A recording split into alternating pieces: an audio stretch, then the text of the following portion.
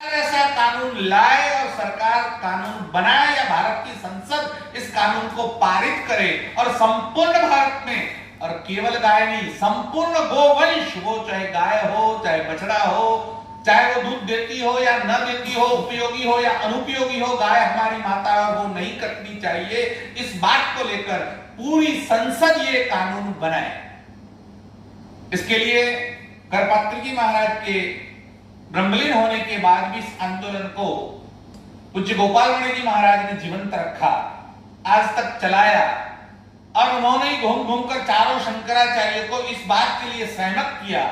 हालांकि सारे शंकराचार्य गोवंश के लिए सदैव तैयार है, लेकिन उन्होंने सबके आशीर्वाद लिए और चारों आचार्यों के आशीर्वाद से बाकी सब आचार्य जुड़कर इस बात को भारत की संसद से पारित करवाना चाहते हैं कि संपूर्ण भारत में गोवंश हत्या प्रतिबंधित कानून बने। इसलिए क्या करना पड़ेगा, तो हमारी प्रधान मांग है कि गाय को पशु की सूची से हटाया जाए। गाय केवल पशु न होकर गाय हमारी मां है, इस प्रकार से उसको लिया जाए। इसलिए गो माता को राष्ट्रमाता के पद पर प्रतिष्ठित किया जाए। अगर किसी चीज को राष्ट्रीय दर्जा प्राप्त होता है, जैसे राष्ट्रध्वज है, राष्ट्र प्राणी है, राष्ट्रगीत है, तो उन सबका महत्व अलग हो जाता है, फिर उसकी कोई काट करने की बात नहीं हो सकती। इसलिए गाय अगर राष्ट्रमाता के पद पर प्रतिष्ठित होती है तो ऑटोमेटिकली संपूर्ण गोवंश हत्या प्रतिबंधित करनी पड़ेगी, और इस विषय में भारत की संसद को गंभीरता पूर्वक सोचना चाहिए। और सभी पक्षों को, जितने राजनीतिक दल है, उन सबको हमारा आह्वान है, सभी उसमें सम्मिलित हो और एक मत से पूरा पक्ष विपक्ष सरकार या उनके विरोध पक्ष वाले सब सम्मिलित होकर इस कानून को बनाएं और संपूर्ण भारत से संपूर्ण गोवंश हत्या का जो कलंक है उसको नेस्त नाबूद करके गाय माता को राष्ट्र माता के पद पर प्रतिष्ठित करें। इसलिए हमने पूर्व में प्रयाग के माघ मेले में एक दिन का गौ संसद बुलाया था। उसके बाद इस बार जैसे संसद की आपकी रचना है, भारत की जो हमारी संसद उसके 543 मतक्षेत्र है, संसदीय क्षेत्र है, वैसे प्रत्येक क्षेत्र से एक व्यक्ति को हमने गो सांसद नियुक्त किया है और वो वहां से आकर इस पे प्रतिनिधित्व करेगा।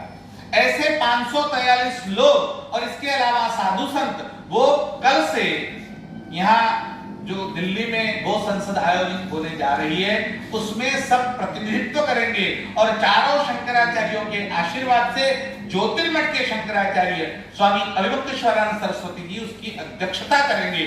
और जैसे संसद में बिल पारित किया जाता है, विधेयक लाया जाता है, उसी प्रकार से गौवंश हत्या प्रतिबंधित विधेयक वहां प्रस्तुत किया जाएगा। कल दोपहर को 3 बजे इस प्रकार का विधेयक लाया जाएगा।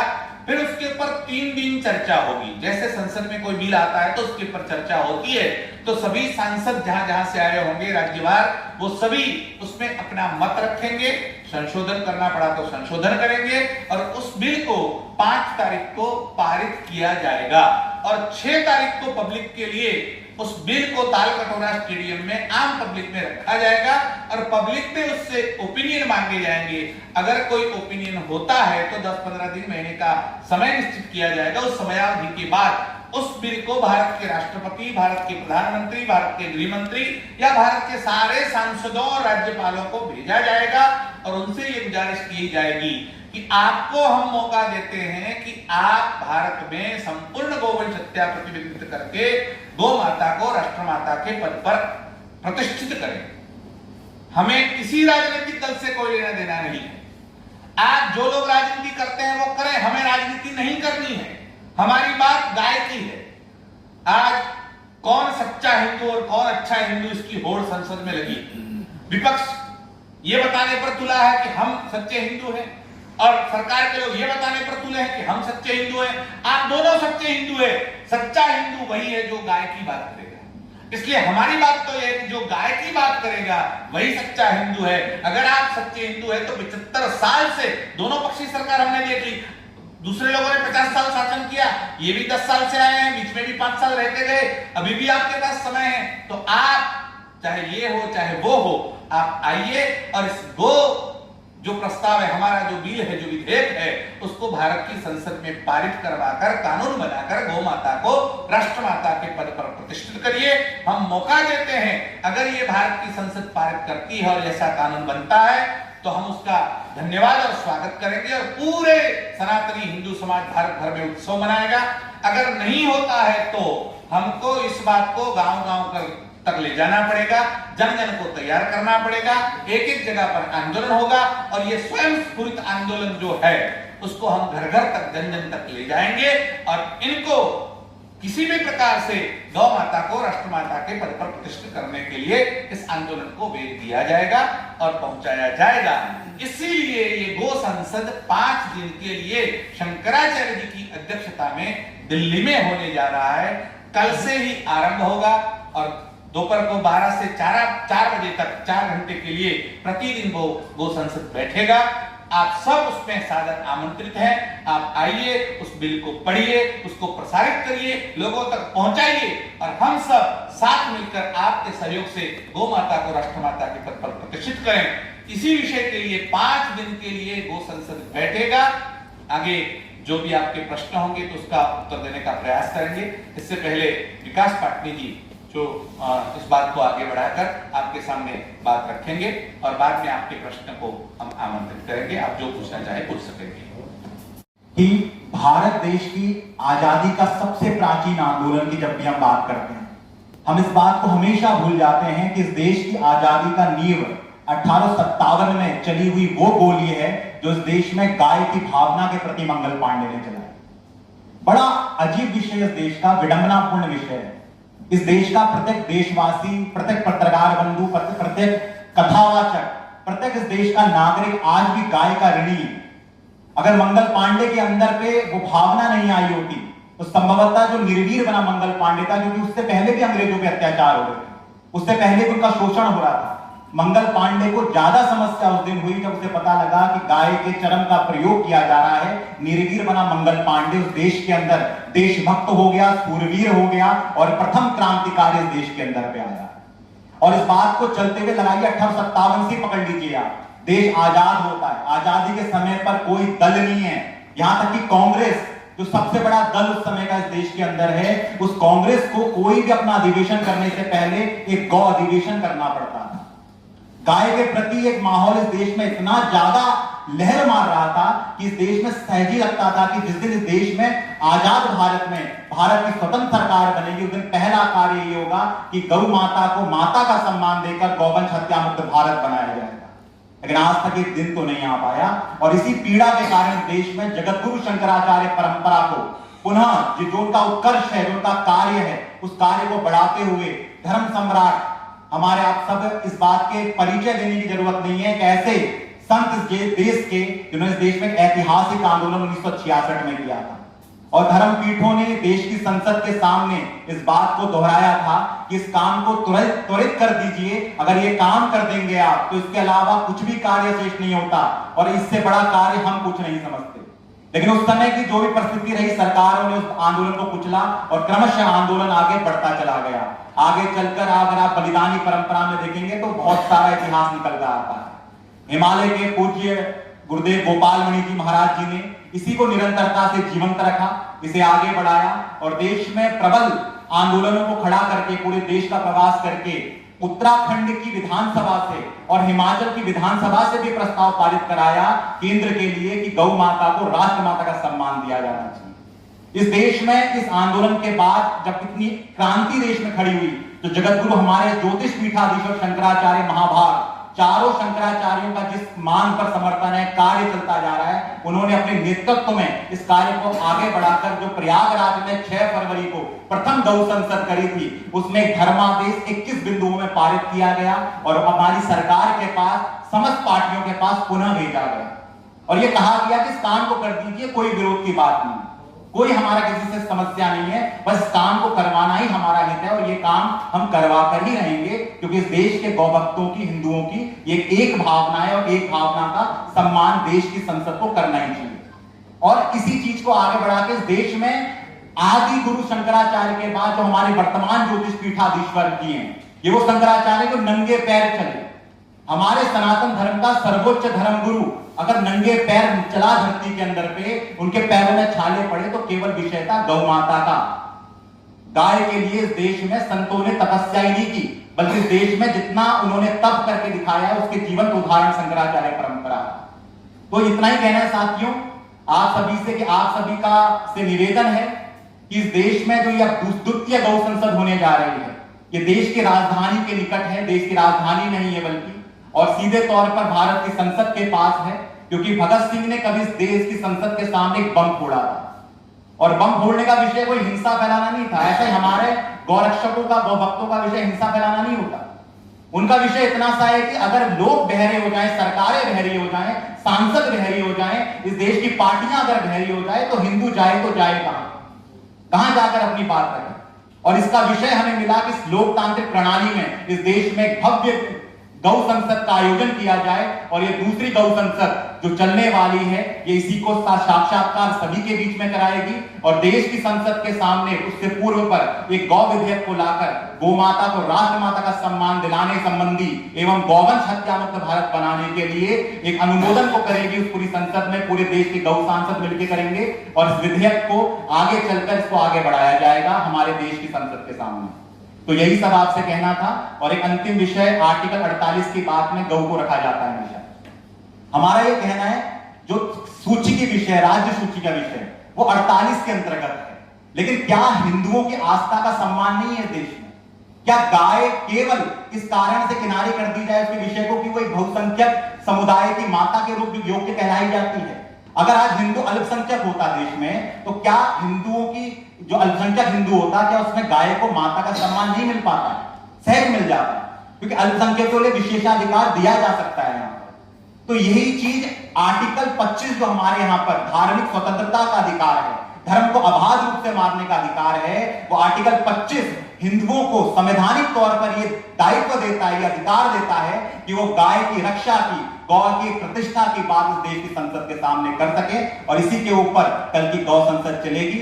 आप सभी का बहुत बहुत धन्यवाद। और जो भी आपका सेशन है, क्वेश्चन का, आप पूछ सकते हैं यहाँ पर। हम पूरे प्रयास करेंगे आपके प्रत्येक प्रश्नों का उत्तर देने का। और आप सभी आमंत्रित हैं, कल उस विधेयक के गवाह बनिए जो इस देश में एक ऐसा विधेयक आने जा रहा है जिसके ऊपर चर्चा करने से भी शायद संभवतः देश की संसद कतराती है, डरती है। और इस विधेयक जब गौ संसद में आएगा तो भारत में गौ माता की प्रतिष्ठा का, गोरक्षा का एक अद्भुत अध्याय कर दिया जाएगा। क्योंकि अब 543 सांसद केवल वो नहीं है जिनको वोटों से चुनकर लाया गया है। अब 543 सांसद में वो हैं जो गाय के सांसद हैं और अपने संसदीय क्षेत्रों में गौ माता की इसी पुकार को, इसी कार्य को करने के लिए निरंतर लगे रहेंगे। बहुत बहुत धन्यवाद। प्रणाम। जहां तक आप भारत की संसद में बैठे हुए सांसदों की बात करते हैं, क्यों बिल लाना है, अभी पार्लियामेंट तो चल रहा है। हम ऐसा मानते हैं कि सारे सांसद तैयार हैं।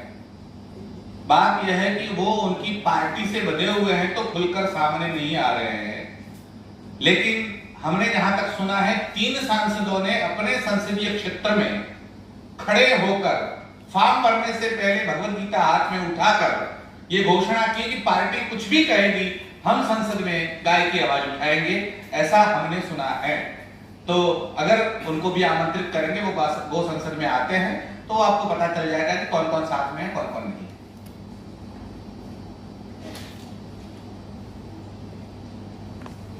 जो अभी बताया, फरवरी में जो गो संसद हुआ था, तो 21 मुद्दे शंकराचार्य जी और सभी शंकराचार्यों के हस्ताक्षरों के साथ प्रधानमंत्री, राष्ट्रपति सबको दे दिया गया है। लेकिन उसका असर आज तक नहीं हुआ। अब नई संसद का गठन हो चुका है, इसलिए फिर से ये गो संसद बैठ रही है। फिर से ये विधेयक के रूप में, तब 543 गो सांसद नहीं थे, तब संतों ने और गो भक्तों ने मिलकर संसद बुलाया था। अब की बार जो संसद होने जा रहा है, वो प्रत्येक क्षेत्र से एक व्यक्ति को बुलाया गया है। तो वो सब बैठकर ये प्रस्ताव पारित करके ये बिल पूरा का पूरा प्रारूपी बिल का मिलेगा। जैसा संसद में बिल होता है, उसी प्रकार का बिल यहाँ पारित किया जाएगा और उसी बिल पर हस्ताक्षर करके उस आदेश को वहां पर पहुंचाया जाएगा। उनकी सुविधा के लिए कि आपको इसमें संशोधन करने की ज्यादा आवश्यकता नहीं रहेगी। इसमें जो कर रहे हैं, हमने पूरा अभ्यास कर लिया है और ये अभ्यास है, उनको सुप्रत किया जाएगा। फिर वो करते हैं कि नहीं करते हैं या कितना समय लेते हैं, वो उनके ऊपर आधारित है। लेकिन हम एक समयावधि देंगे उनको कि भाई इसमें कितना समय लगता है कि 4 महीने, 6 महीने, 8 महीने, 1 साल, या तो आप समय दीजिए, आप समय नहीं दे रहे हैं तो हम समय देंगे कि इतने समय में नहीं होगा, तो हम इस आंदोलन को गांव-गांव तक, जन-जन तक ले जाएंगे। तो आपका आंदोलन जो है वो शहर में ही होगा कि गांव में? गांव-गांव तक, जन-जन तक, हम ये कह रहे हैं, गांव-गांव तक, जन-जन तक। जैसे मान लीजिए कि अभी ये नहीं हो रहा है, तो यहां से जो प्रस्ताव बिल पारित होगा, वो बिल लेकर हमारे कार्यकर्ता जो गो सांसद है, वो अपने अपने क्षेत्र के संसद जो बने हुए हैं, एमपीज जो है, उन सारे एमपीज को इसकी प्रति देंगे और उनका हस्ताक्षर लेंगे और उनको उनके ऊपर प्रेशर डालेंगे कि आप इस बात को संसद में उठाइए। वो चाहे किसी भी पार्टी का सांसद हो, सभी सांसदों से हमारे लोग मिलेंगे और उनको ये करेंगे। जगतगुरु शंकराचार्य जी अगले दिनों में पूरे भारत की यात्रा करेंगे और पूरे भारत के प्रत्येक राज्य में वो जाएंगे और वहां पर उनकी एक बड़ी सभा या एक प्रस्ताव पारित करने के लिए एक कार्यक्रम हर राज्य में कम से कम होगा। कहीं ज्यादा भी हो सकता है, लेकिन कम से कम हर एक राज्य में एक कार्यक्रम होगा। तो शंकराचार्य जी जैसे पैदल यात्रा करते थे, वैसे अगर उनकी यात्रा होती है और 33 राज्यों में शंकराचार्य जी प्रत्यक्ष जाते हैं और 33 राज्यों में ये कार्यक्रम होता है, तो वहां से फिर कार्यकर्ता उसको जिला लेवल पर, फिर तहसील लेवल पर और फिर ब्लॉक से आगे गांव तक ले जाएंगे। ये कि पूरी जितनी पंचायत समितियां हैं, वो पंचायत समिति अपना प्रस्ताव पारित करे और पंचायत भारत सरकार को लिखे कि आप गौ माता को राष्ट्रमाता बनाइए।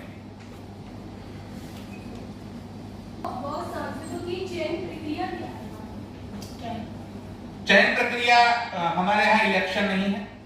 हमारे यहाँ बात यह है कि गाय के कार्य के प्रति जिसकी अभिरुचि है, जो गो सेवा कर रहा है या इस आंदोलन से सहमत है, ऐसा जो अग्रणी समाज का सनातन धर्मी होगा, जिसके मन में गाय की निष्ठा होगी और जो ये काम करना चाहता है, तो उसका बैकग्राउंड चेक करके उसको गो सांसद के रूप में नियुक्त की जाती है। फॉर 1% अगर ये पॉसिबल नहीं हो पाता है सरकार द्वारा, और आपने कहा कि उसके बाद घर घर तक आंदोलन होगा और ये आंदोलन शहर तक भी पहुंचेगा, तो क्या ऐसी संभावना है कि आंदोलन कोई प्रॉब्लम या फिर हिंसक रूप ले पाएगा? किसी भी प्रकार की हिंसा को हम समर्थन नहीं देते। हमारा आंदोलन शांत रूप से चलेगा। हाँ, ऐसा हो सकता है जैसा करपात्र जी के आंदोलन में हुआ कि सरकार ने ही लाठीचार्ज किया तो क्या करेंगे, वो अलग बात है। बाकी हमारी तरफ से कहीं भी हिंसा का कोई समर्थन हम नहीं करते। हमारा संपूर्ण आंदोलन अहिंसक होगा, लेकिन हम ये चेतावनी अवश्य देंगे कि सनातनी जाग चुका है, हिंदू जाग चुका है। अब आप नहीं जागोगे तो हमें भविष्य में आपके विरुद्ध में गो सांसद जैसे बनाए जा रहे हैं, वैसे संसदीय क्षेत्र में गायों का प्रतिनिधि खड़ा करना पड़ेगा। वो किसी भी पार्टी के सामने हम ये भी कर सकते हैं, भविष्य में अगर आवश्यकता पड़ी तो अपने प्रतिनिधि नए खड़े करके उनके सामने चुनाव लड़वा सकते हैं, लेकिन ये आवश्यकता पड़ने पर की बात है। अभी कोई ऐसी योजना नहीं है। जो लोग इसके विरोध में होंगे, जो एक विशेष धर्म के लोग होंगे, वो जब अपनी बात रखेंगे तो उनका सामना किस प्रकार करेंगे? जहां तक हमें सूचना है या हमारा सर्वेक्षण है, तो सर्वे के मुताबिक सभी जिनको आप विरोधी धर्म के या भिन्न धर्म के मानते हैं, वस्तुतः धर्म एक ही सनातन धर्म है, बाकी सब संप्रदाय हैं। लेकिन इस्लाम हो या ईसाईयत हो या सिख हो या पारसी हो या यहूदी हो, जो भी है, वो सब चाहते हैं कि गो हत्या प्रतिबंधित कानून आए। यहां तक कि हम आपको दिखा सकते हैं कि कुरान में भी इसकी मना है और ईसाईयत में भी इसकी मना है। तो सबके सब सहमत है, केवल राजनीतिक लोग ही सहमत नहीं है, बाकी सब जिनको लोग धर्म कहते हैं वो सारे इसमें समर्थन कर रहे हैं और उनकी तैयारी है कि गौ माता को राष्ट्रमाता बताया जाए। हमारे यहाँ जो अवतारवाद की धारणा है, अवधारणा है या फिर सिद्धांत है सनातन धर्म में, उसमें भी अवतार का कारण गाय है, गो रक्षा है। जब हम यहाँ पर गो रक्षा की बात कर रहे हैं, यानी गो हत्या को बंद करवाने के लिए अभियान कर रहे हैं, तो अन्य किसी हत्या या हिंसा की संभावना ही नहीं है। हम तो हत्या रोकने के लिए अभियान कर रहे हैं, न कि किसी हत्या को बढ़ावा देने के लिए या हिंसा को बढ़ावा देने के लिए। भगवान श्री राम का अवतार हुआ तो भी गाय के लिए हुआ। गोध्विज धेनु देव हितकारी कृपा सिंधु मानुष तनुधारी। भगवान श्री कृष्ण भी गाय के पीछे नंगे पांव चले। तो हमारा हिंदू सनातन धर्मी, वैदिक सनातन हिंदू जो है वह गाय को माँ मानता है और इसीलिए इसी बात को प्रतिष्ठित करवाना है। प्रतिष्ठा उसी की होती है, जैसे हम देव मंदिरों में देवता की प्रतिष्ठा करते हैं तो उसको हम देवी स्वरूप मानते हैं, इसीलिए प्रतिष्ठा करवाते हैं। गाय को हम मां मानते हैं, इसीलिए गाय की प्रतिष्ठा करवाने के लिए यह अभियान है। और अवतार का कारण भी गाय है। गोरक्षा ही हिंदू सम्राटों का भी एक सबसे बड़ा जो है कर्तव्य रहा है और सबसे बड़ा उन्होंने महत्व उसको दिया है। हमारे जो भी कर्म है वो गाय पर निर्भर है। हमारे जो भी धार्मिक कर्म है उसमें बिना गाय के कुछ हो नहीं सकता। और इसीलिए इस गाय के जो सामाजिक, नैतिक, आर्थिक वो सब महत्व तो है ही, पर उससे भी ऊपर जो धार्मिक और आध्यात्मिक महत्व है उसी के लिए ये अभियान है। राज्य स्तर पर तो वैसे भी गोहत्या आंशिक रूप से, पूर्णतः रूप से प्रतिबंधित है। उसमें भी जो 4 राज्य हैं, गुजरात, पंजाब, राजस्थान और दिल्ली, इन 4 राज्यों में संपूर्ण गोवंश पर प्रतिबंध है। कई राज्यों में गाय यानी फीमेल काऊ के लिए तो प्रतिबंध है, पर ऑक्स, बुलक या फिर बछड़ों के लिए नहीं है। तो अंशतः या पूर्णतः रूप से 19 राज्य में तो गौ हत्या पर प्रतिबंध है ही। या तो जैसे अभी बताया गया कि 14 वर्ष के बाद, 15 वर्ष के बाद उसके लिए फिट फॉर स्लॉटर ऐसा एक सर्टिफिकेट इशू किया जाता है, उसके बाद यह हत्या को जायज या लीगल बताया जाता है। पर 4 राज्यों में पूर्णतः गोवंश पर प्रतिबंध है। पर यह बात राज्य की सूची से हटाकर केंद्र की सूची पर लाना, वही यह बात को बताती है कि हम उसको फंडामेंटल राइट्स में, हमारा जो संवैधानिक अधिकार है उसके अंदर रखना चाहेंगे।